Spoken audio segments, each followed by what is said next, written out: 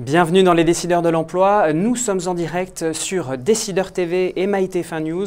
Comme chaque mardi de 12h30 à 13h, vous en avez l'habitude, nous donnons la parole aux recruteurs et aux professionnels du marché du travail. Et aujourd'hui, nous allons parler du mécénat de compétences en compagnie de Bénédicte Menanteau, déléguée générale d'Admical, association qui a pour vocation de promouvoir le développement du mécénat en France, et Erika Cogne, déléguée générale de la Fondation Accenture France, fondation du groupe Accenture, spécialiste du conseil en management et en technologie de l'information. Mesdames, bonjour. Bonjour. Alors, les revendications des 20-30 ans, la fameuse génération Y pour Y, ont bousculé les codes de l'entreprise. Aujourd'hui, la quête de sens est devenue un élément central lorsque nous recherchons un emploi, et quand l'entreprise ne répond plus à nos attentes, nous sommes tentés d'aller voir ailleurs. Alors, le mécénat de compétences est-il un pourvoyeur de sens pour l'entreprise? Telle est la question de ce décideur de l'emploi. Et pour commencer, Bénédicte Menanteau, je me tourne vers vous. Comment peut-on définir ce concept de mécénat de compétences? Alors, pour essayer d'être le plus simple possible, on va dire que le mécénat de compétences, c'est quand un salarié peut utiliser son temps de travail au profit d'un projet d'intérêt général. En fait, c'est dans le cadre de l'entreprise, un salarié qui a la possibilité de donner de son temps à une association, à une ONG, à une structure qui est éligible en tout cas au mécénat. Et alors, comment on le met en place dans l'entreprise? Erika Cogne, chez vous, à Accenture, comment ça se passe? Alors, on a mis en place le mécénat de compétences depuis plus de 10 ans chez Accenture, donc on a une bonne prise de recul à présent. On a commencé par faire des missions de mécénat de compétences principalement sur des forfaits de 6 mois à l'international, avec une envie de faire bouger les sujets de l'emploi et de l'entrepreneuriat, puisque c'est notre stratégie au niveau mondial, Skill to Succeed. On souhaite apporter des compétences pour permettre à des associations de réussir. Sur la base de cette formule, les collaborateurs nous ont remonté qu'en fait, ils avaient envie de travailler sur des formules plus courtes, de 2 heures ou des formules plus longues, et en France, en fonction de leurs contraintes professionnelles et personnelles. Donc, on a adapté ce dispositif, on a créé une véritable offre à la carte de 8 leviers au sens complet de mécénat, avec 3 leviers de mécénat de compétences. Alors, nous aurons l'occasion d'y revenir dans notre deuxième séquence des postes à pourvoir. D'abord, je voudrais me faire le relais d'une question d'un internaute, William, qui demande quel est le rôle des RH dans la mise en place du mécénat de compétences. Alors, peut-être on continue avec vous, Erika Cogne. Comment les RH ont accompagné le développement de ce mécénat de compétences? Absolument. Alors effectivement, on a souvent le mécénat de compétences dans l'entreprise. Ce qu'il faut comprendre, c'est qu'il est porté par la fondation d'entreprise ou le département RSE, qui sont parfois reliés au RH et parfois pas. Ça dépend des organisations des entreprises. Chez Accenture, c'est le cas. On fait partie du département capital humain d'Accenture qui reporte directement à la direction. On travaille vraiment de concert avec les ressources humaines. Je pense qu'il y a une phase de mise en place qui est faite par le département RSE ou de la Fondation. Et ensuite, dans la mise en place, effectivement, il faut intégrer ce dispositif. La gestion des plannings, peut-être? Voilà, au sein des ressources humaines comme un projet lambda. C'est-à-dire qu'il faut vraiment, nous, ce qu'on fait, c'est quand on fait des appels aux consultants, on a une fiche de mission qu'on communique au RH et ensuite l'appel à volontaires est fait en interne à travers notre réseau interne, à travers des systèmes de communication, peer-to-peer, etc. Mais aussi avec les RH pour qu'ils soient au courant de ces missions qui vont développer les compétences des collaborateurs. Bénédicte Menanteau, lorsque vous essayez de promouvoir ce mécénat de compétences auprès des entreprises, vous vous adressez au département des ressources humaines ou à la direction générale directement? Ce qu'on observe, c'est que l'implication de la direction des ressources humaines est absolument indispensable, simplement pour donner plus de sens à l'action et puis faire en sorte que ça devienne un vrai projet d'entreprise. Si on veut passer d'un stade qui est quelquefois un petit peu artisanal, où on répond à des sollicitations de collaborateurs, parce que ça commence souvent comme ça, le mécénat de compétences, c'est un collaborateur qui vient voir la fondation ou qui vient voir la direction des ressources humaines et qui dit « je connais une association, j'aimerais m'impliquer » ou alors « je sais que la fondation soutient un projet et moi j'ai des compétences que je pourrais peut-être mettre à leur disposition ou alors j'ai des compétences personnelles, pas uniquement professionnelles, que j'aimerais valoriser ». Donc ça commence comme ça et ensuite si on veut c'est intéressant ce que vous dites. Est-ce qu'en effet c'est toujours dans ce sens, c'est-à-dire que ça part des collaborateurs, ou ça peut être une démarche de la direction générale, et donc une démarche plutôt descendante. Est-ce que ça arrive aussi dans ce cas? Je dirais que dans le mécénat de compétences, il y a autant d'entreprises que de dispositifs. C'est vraiment quelque chose qui doit ressembler à l'entreprise, qui se construit progressivement. On arrive rarement dans une entreprise avec un dispositif clé en main qu'on appliquerait à toute l'entreprise. C'est quelque chose qui prend naissance, qui doit trouver vraiment sa raison d'être pour ensuite trouver un cadre qui prend de plus en plus d'ampleur. Donc on a vraiment tous les cas de figure, c'est-à-dire que vous allez avoir des entreprises qui vont donner la possibilité à des salariés de passer une demi-journée pour aller nettoyer des plages. Là c'est vraiment une mission très ponctuelle, tout le monde est concerné. Et puis vous avez des associations qui ont une demande très précise sur des besoins informatiques, sur des besoins comptables, sur un plan de com. Donc là on identifie des compétences et puis on essaie de trouver l'adéquation la meilleure possible entre les besoins de l'association et les compétences du collaborateur. Alors, quels sont les bénéfices pour le collaborateur à faire du mécénat de compétences?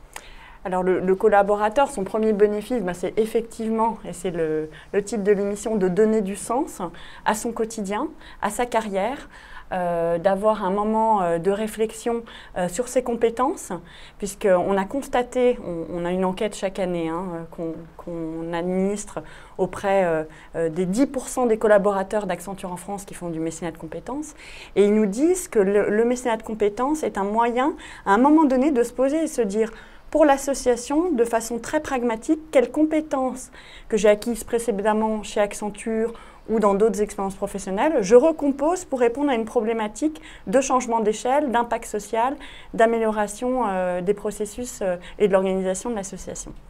Donc vraiment, le sens, 2, effectivement repenser ses compétences, et puis 3, on a mesuré également que c'était un gage d'employabilité. Une raison principale est qu'en fait le collaborateur développe son réseau professionnel, personnel, en interne, en externe, grâce à ce type de mission. Donc ça, c'est vraiment le réseau étant le facteur le plus important dans le cadre d'une recherche d'emploi. On a démontré par A plus B que c'était un facteur d'employabilité. Alors moi, j'ajouterais à ce que vient de dire Erika, qui est déjà très très complet, le fait de s'ouvrir à d'autres milieux. Alors ça participe tout à fait de la quête de sens, mais cette possibilité en fait d'exprimer des compétences et une créativité d'une autre façon, dans un autre contexte, et de revenir dans l'entreprise en fait enrichi de cette expérience et en étant très fier d'appartenir à une entreprise qui est capable d'offrir ça à ses salariés. Alors est-ce que justement à la rencontre du monde associatif et du monde de l'entreprise peut parfois être explosive? Alors, explosive, oui. Allez, on peut le dire. Effectivement, je pense qu'il y a quelques années, quand on a commencé à le mettre en place, on avait sous-estimé justement ce besoin, ce temps d'adaptation, ce temps de brief des équipes qui partent sur le terrain, qui sont intégrées au sein des équipes associatives. Il faut le savoir que chez Accenture, en France ou ailleurs, on travaille avec des grandes entreprises principalement. Donc on est formé en tant que consultant, en tant que ressource Accenture sur ces sujets, ou après pour les personnes en interne, effectivement on est habitué à faire partie d'un grand groupe. Les associations pour elles-mêmes, elles travaillent de façon très opérationnelle souvent, avec un besoin de prendre du recul par rapport au quotidien, jour après jour, parce que le nerf de la guerre pour une association, c'est ses fonds, c'est l'impact social, c'est ses bénéficiaires. Et donc, du coup, ce choc a été présent. Le conseil que je donne aux équipes qui partent sur le terrain, c'est vraiment d'être pragmatique et de partir du besoin des associations. Et le temps de cadrage, il est fondamental pour réussir une mission de mécénat de compétences. Et je ne sais pas ce que tu en penses, Bénédicte, mais le temps de cadrage, vraiment, c'est quelque chose qu'il ne faut pas sous-estimer. Alors justement, quel encadrement, Bénédicte? Alors, il y a le cadre, mais il y a aussi tout ce qui est en amont qui relève du questionnement. Je pense que vraiment l'entreprise doit se poser des bonnes questions sur le pourquoi elle fait ça, jusqu'où elle veut aller, est-ce que c'est un dispositif qui est ouvert à tout le monde, est-ce que c'est une façon pour elle d'accompagner vraiment les partenaires associatifs, ou est-ce que c'est davantage une façon pour elle d'impliquer ses collaborateurs, de fédérer des équipes, est-ce que c'est une façon de s'ancrer sur son territoire de façon plus forte. Donc je pense qu'il y a vraiment tous ces questionnements, et puis après il y a la préparation. Et la préparation, c'est comprendre les enjeux du monde associatif. Et je crois qu'il ne faut pas se voiler la face, c'est-à-dire qu'entre les entreprises et les associations aujourd'hui, il y a une bien meilleure compréhension, mais on continue à avoir un certain nombre de clichés qui ont la vie longue. Vous pensez à quel cliché? Non, c'est-à-dire qu'on pourrait penser que le monde de l'entreprise est un monde efficace, performant, rentable, et que le monde associatif est un monde un petit peu plus amateur, qui porte d'autres valeurs, etc. Je pense que ce sont des mondes singuliers qui sont différents. Il ne faut pas qu'une entreprise veuille ressembler à une association ou à une grande ONG et vice-versa, mais il faut beaucoup se respecter, et il faut surtout comprendre qu'on n'a pas la même façon de travailler, on ne poursuit pas les mêmes objectifs, donc le cadrage est extrêmement important. C'est-à-dire qu'il faut vraiment se mettre autour d'une table. Je pense que la meilleure façon de travailler, c'est que l'entreprise, enfin, il faut travailler à trois, parce que c'est l'entreprise, l'association et celui qui va partir, le collaborateur. Et là, il faut vraiment voir quels sont les objectifs de chacun pour se rencontrer le mieux possible. Et alors, à ce propos, justement, j'ai une question d'un internaute, question que j'ai vue tout à l'heure et que je suis de rechercher. Julia, voilà, les missions sont-elles effectuées en solo ou en groupe?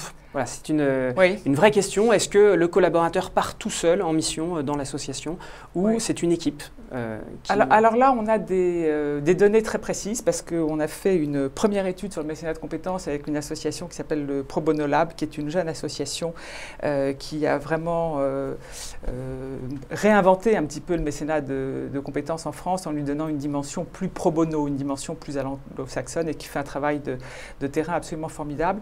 Et ensemble, on a voulu, au-delà du seul chiffre que l'on avait, on savait qu'on avait 24 000 entreprises mécènes impliquées dans du mécénat de compétences en France. Ça représente à peu près 15% des entreprises mécènes.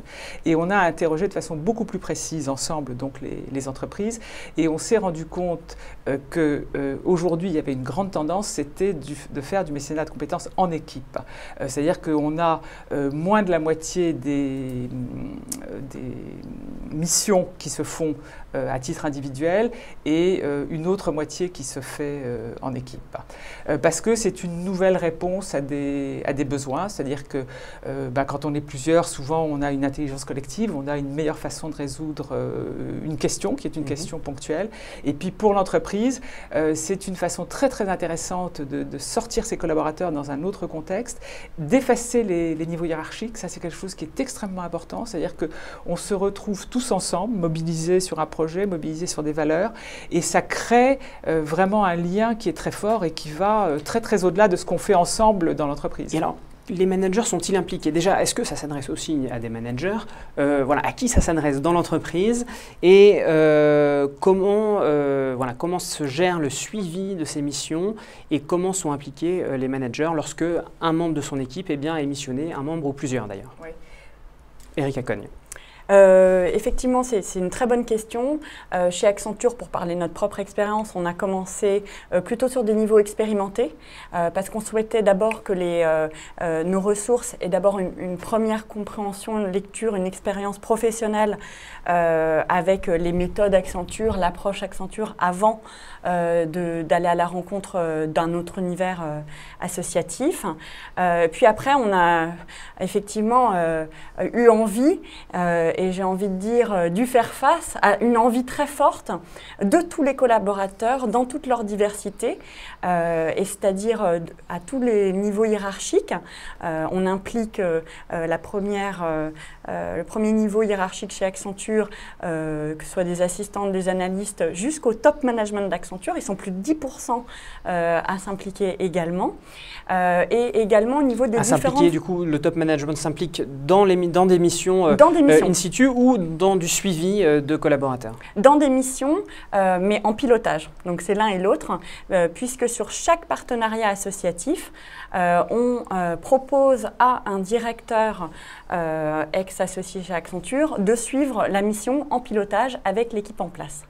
Et puis après, ce qu'on a fait, c'est aussi travailler au niveau des fonctions support qui sont parfois délaissées sur ces sujets-là, puisqu'on réserve le Graal du mécénat de compétences pour les ressources clés. Eh bien non, on s'est diversifié et on propose à présent à tous les collaborateurs, dans toute leur diversité, ce type de dispositif. Alors, on reviendra sur les types de missions dans notre rubrique Poste à pourvoir juste après. Une question avant d'y arriver, Bénédicte Menanteau.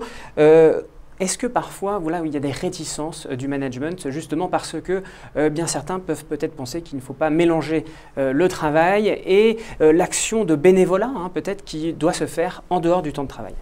Alors, il peut y avoir des réticences de la part de la hiérarchie quand elle n'a pas été bien informée. Ou quand réellement elle travaille avec des équipes qui sont déjà, qui ont des missions, qui les prennent à 100%.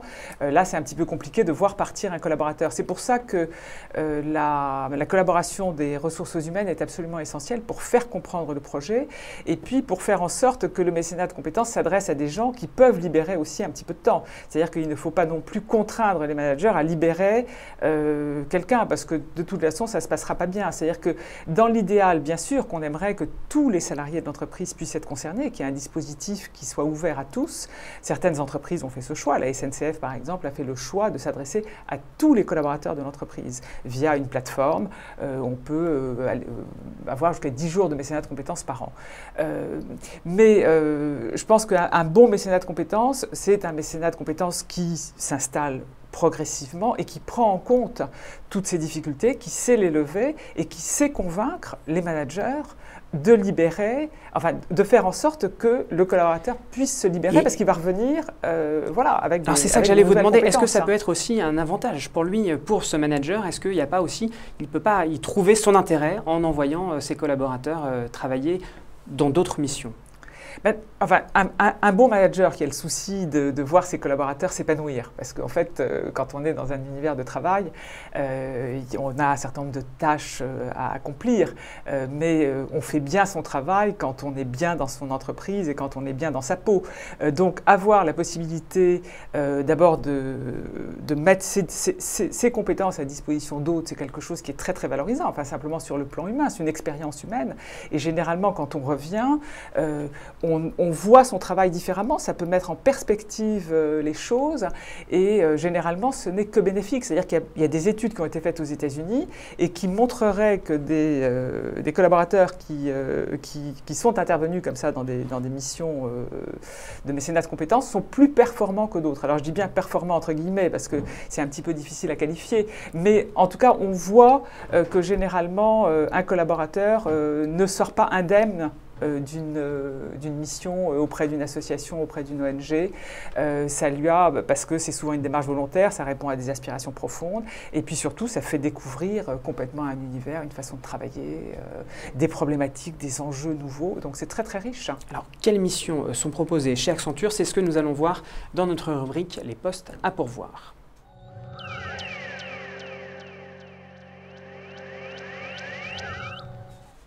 Alors, Éric Acogne, on va commencer par une question d'un internaute, Michel, qui nous dit « J'ai vu que la société Accenture aide les associations à se professionnaliser et à évaluer leur impact social. Pouvez-vous nous en dire davantage ? Quelles sont ces associations ? » Merci Michel pour cette question. Effectivement, au même titre qu'on accompagne nos clients pour être plus performants dans leur business, on accompagne des associations à être plus performants. Et à être plus performant pour une association, qu'est-ce que ça veut dire ? Ça veut dire toucher plus de bénéficiaires, ça veut dire innover, ça veut dire se réinventer. Et bien souvent, ça passe par un recentrage sur son cœur d'activité, pour passer plus de temps pour accompagner les bénéficiaires et donc moins de temps sur le support à ce cœur de business. l'étude dont fait écho Michel est essentielle. On le voit de plus en plus, les associations ont besoin aujourd'hui de prendre du recul par rapport à leur propre efficacité. Donc effectivement, à plusieurs reprises, que ce soit pour Passeport Avenir, une grande école pourquoi par moi, ou récemment, on a publié une étude sur Planète Finance en France, des planètes Adam, on mesure l'impact social des activités, c'est-à-dire pour 1 euro investi, quelle est la valeur sociale apportée, combien on touche de bénéficiaires, avec qui, comment. Et cette démarche, quelle que soit la méthode de calcul utilisée, est essentielle. Alors, vous nous parliez en début d'émission de 8 leviers pour ce mécénat de compétences. Quels sont-ils? Alors, c'est 8 leviers proposés aux collaborateurs. Il y en a 3 de mécénat de compétences, 3 de bénévolat. Si vous le souhaitez, on pourra préciser. Et 3, non, ça ne va pas, ça ne fait pas 8. 2 de mécénat financier. Alors, sur le mécénat de compétences. Sur le mécénat de compétences, on propose des missions de longue durée en France et à l'étranger.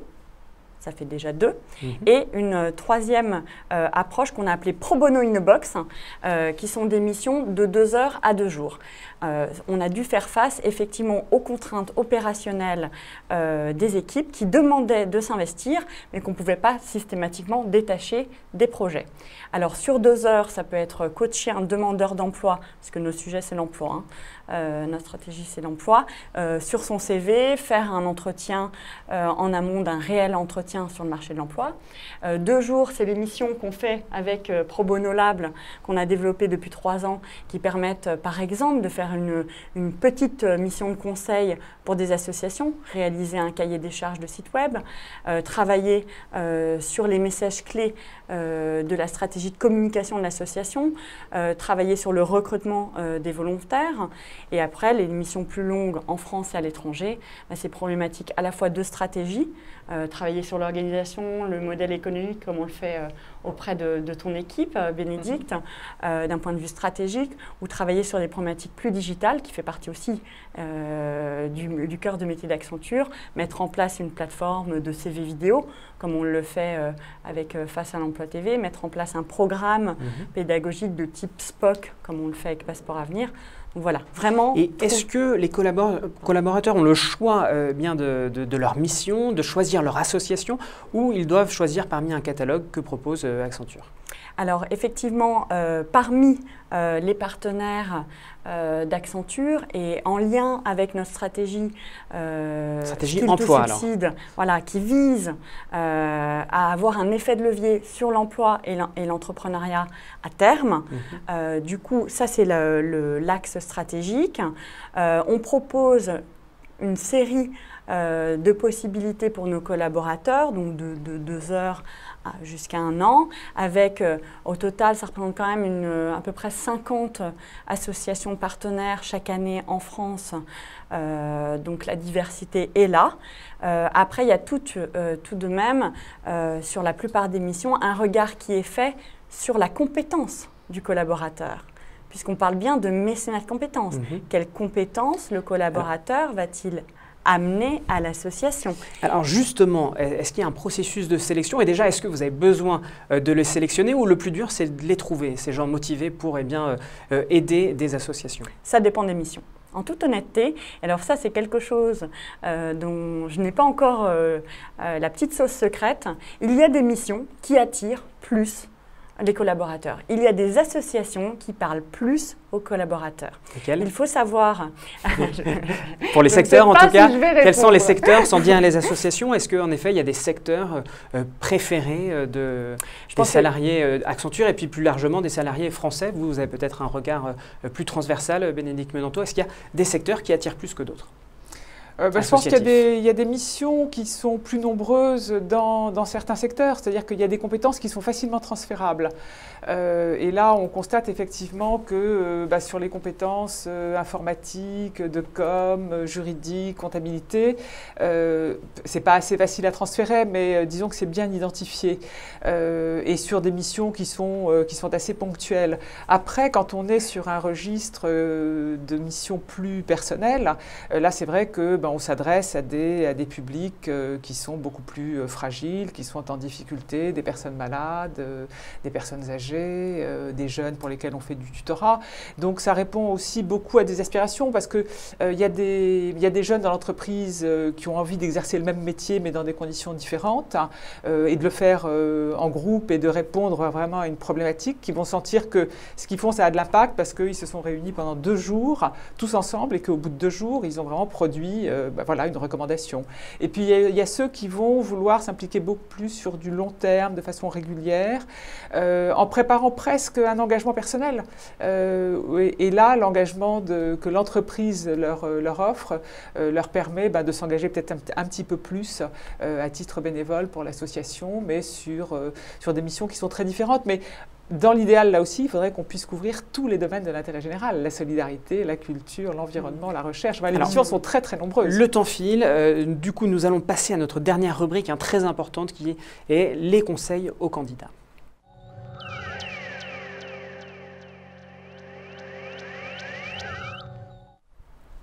Et encore une fois, on va commencer par une question d'un internaute. Justement, Dominique demande quel conseil donnez-vous aux gens qui débutent dans le mécénat, Bénédicte Menanteau? Alors là aussi, c'est se poser les bonnes questions et bien comprendre quelle est la mission qui est proposée, quelle est l'utilité de la mission, est-ce que ça répond vraiment à un vrai besoin, comprendre ce qu'attend l'association, si on parle d'une association, la rencontrer et puis faire ce travail ensemble, vraiment de définition d'objectifs communs. Je pense que le secret d'une bonne mission de mécénat de compétences, c'est de ne pas trop idéaliser la mission, ne pas partir comme ça à l'aveuglette en se disant ça va être extraordinaire parce que c'est une belle cause. Je pense qu'il faut vraiment comprendre et voir ce qu'on va apporter. Et là, effectivement, on est dans quelque chose qui est réel, qui est concret, sans que la cause soit absente. Comment bien se préparer à ces missions, Erika Cogne? Alors effectivement, mon conseil premier aux candidats qui se présentent aux missions, c'est d'aller sur le terrain. Je pense qu'il faut d'abord rencontrer les collaborateurs de l'association, même ceux qui n'interviendront pas sur le projet, et avoir une approche hyper pragmatique sur le besoin de l'association. Donc ça, c'est vraiment bien s'imprégner de ça et puis éviter surtout de faire du plug and play de nos habitudes d'entreprise, mais avoir l'intelligence presque émotionnelle d'adapter effectivement les outils de l'entreprise à un contexte qui est parfois plus pragmatique, plus dynamique, plus innovant dans l'économie sociale et solidaire. Eh bien, ce sera le mot de la fin. Merci beaucoup, mesdames, d'avoir répondu à nos questions, celles des internautes et les miennes. Quant à moi, eh bien, je vous donne rendez-vous dès la semaine prochaine pour un nouveau numéro des Décideurs de l'Emploi. Merci. Au revoir.